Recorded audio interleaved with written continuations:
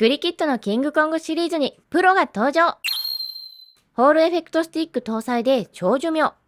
まるでデュアルセンスエッジのような背面ボタン搭載。収納したまま充電もできるケース付きで便利。シンプルだけど実用的なコントローラー。皆さんこんにちは、さくらんです。今回はグリキッドの KK3 Pro をレビューします。実際に使用してみて感じたいいところと残念なところを紹介します。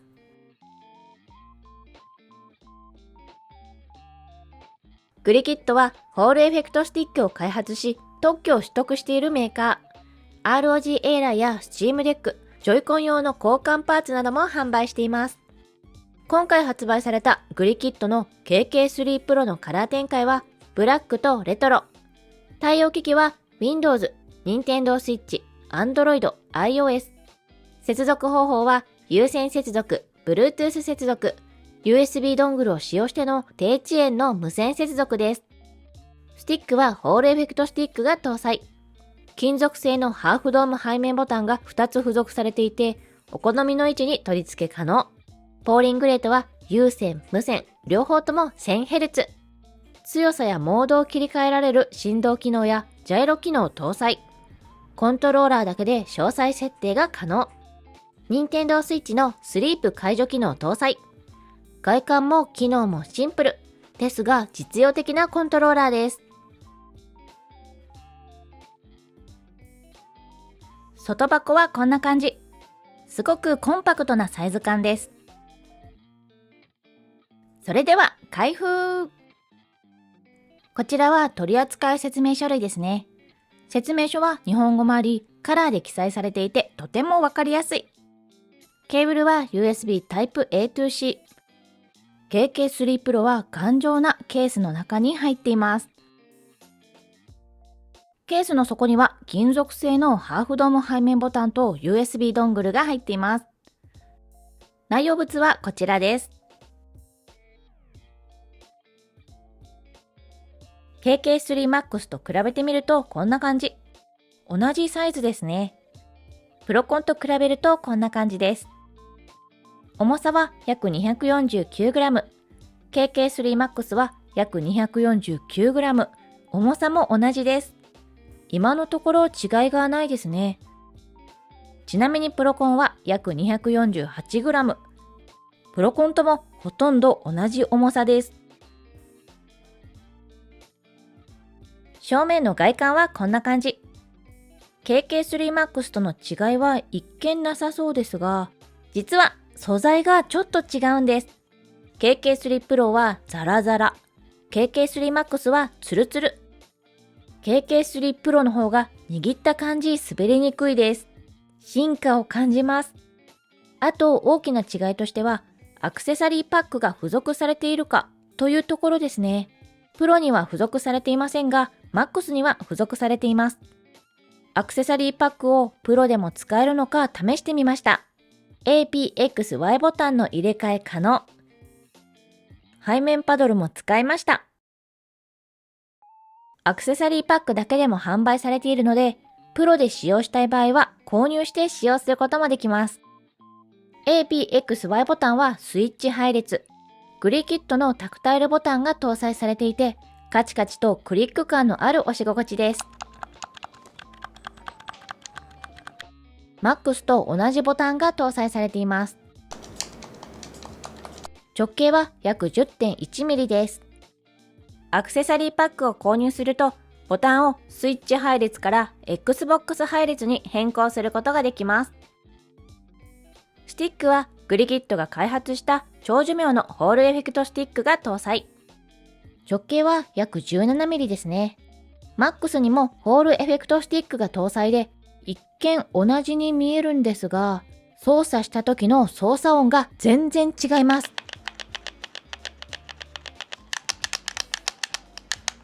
プロはかなり静音仕様になりました。Max でアクションゲームで遊ぶと高めのカチカチ音がちょっと気になる時があったんですが、プロは全く気にならなくなりました。これも進化ポイントです。ちなみにフリークはプロフリーク2がぴったりはまり使用できました。十字キーは一般的な十字キーよりもクリック感がありますね。押しやすい押し心地です。上部の外観はこんな感じ。搭載されているボタンは MAX と同じですね。左側には L ボタンと ZL トリガー。右側には R ボタンと ZR トリガーが搭載。L、R ボタンはカチカチというよりもポクポクというような軽い押し心地ですね。MAX はカチカチとしっかり押し心地のあるボタンなので違うボタンが搭載されているようですね。ZL、ZR はふかふかのホールエフェクトトリガー。MAX はトリガーの押し心地が固めで反発する力が強めに感じていたのですが、プロは軽い押し心地に変更されています。一般的なトリガーの押し心地になりました。これはいい進化ですね。また、MAX はトリガーストップが搭載でボタンのようなクリック感の押し心地に変更できましたが、プロにはトリガーストップは搭載されていないですね。私にとってはちょっと残念ポイントかな。背面の外観はこんな感じ。背面ボタンをつける部分が4つ。MAX と同じですね。ですが、プロに付属されているのは、この金属製のハーフドーム背面ボタン2つのみ。背面ボタンを4つ使用したい場合は別で購入しないといけないのがちょっと残念ポイントですね。ですが、ハーフドームの背面ボタンの押し心地はめちゃくちゃいいです。クリック感が最高です。グリップはこんな感じ。ザラザラの滑り止めが搭載されています。表面の素材も少しザラザラになったおかげで滑りやすさは全然感じないです。また、背面の形状がキュッと角度がついているので、グリップがコンパクトでグッと握れてすごく握りやすいグリップです。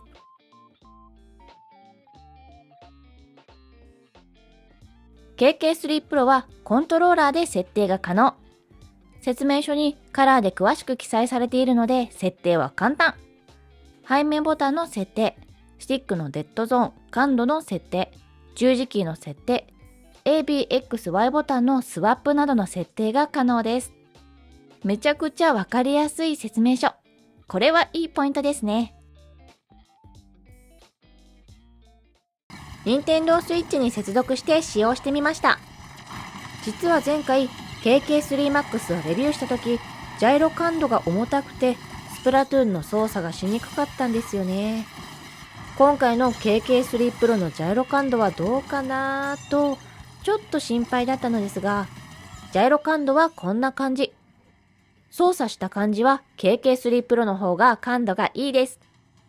プロコンと全く同じ感度というわけではないですが、一般的なサードパーティー製のコントローラーのジャイロ感度という感じですね。感度が悪すぎて明らかに操作しにくいという感じはないです。プロコンに慣れているとサードパーティー製のコントローラーはグリップが太くて握り心地が大きく、慣れるまで違和感を感じることが多いのですが、KK3 Pro はグリップの形状がコンパクトで握り心地がプロコンと大差ないので、初回のゲームプレイでも違和感なく操作できるのがいいポイントです。スティックの操作音が静かになったのも嬉しいポイントですね。ですがやっぱりトリガーストップが搭載されていないことだけが残念ポイントですかね。パブロなどの武器ではめちゃくちゃ連打して指が疲れました。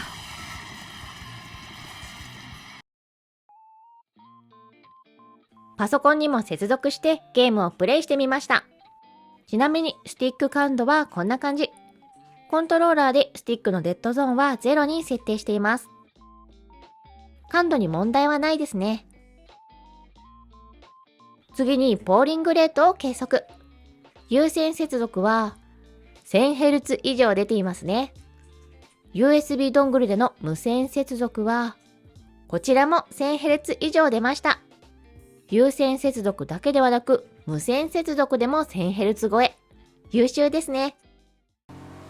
トリガーストップが搭載されていないので FPS、TPS ゲームで使用するにはちょっと使いにくいですね。好みが分かれるコントローラーだと思いますが、ゲームプレイにおいての残念な点はトリガーストップが搭載されていないということ以外には特に見当たらなかったです。スティックは長寿命のホールエフェクトスティック。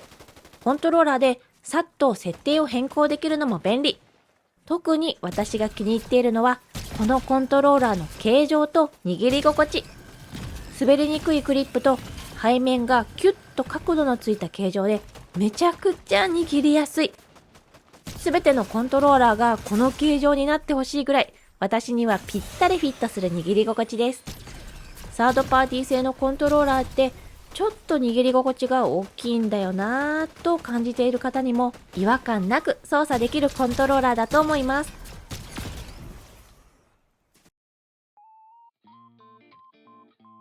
今回はグリキッドの KK3 Pro をレビューしました。私が思う KK3 Pro のいいところは、長寿命のホールエフェクトスティックが搭載。スティックの操作音が静か。KK3 Max よりもジャイロ感度が良くなった。コントローラーで詳細設定が可能。コンパクトで握りやすい形状。充電もできる収納ケース付きというところですかね。少し残念なところは、トリガーストップが搭載されていない。アクセサリーパックが別売り。そのため A、B、X、Y ボタンの配列の入れ替えができない。背面ボタンが付属の2つのみで4つ使用できない。ボタンを入れ替えたり背面ボタンを4つ使用する場合はアクセサリーパックを購入する必要があるというところですかね。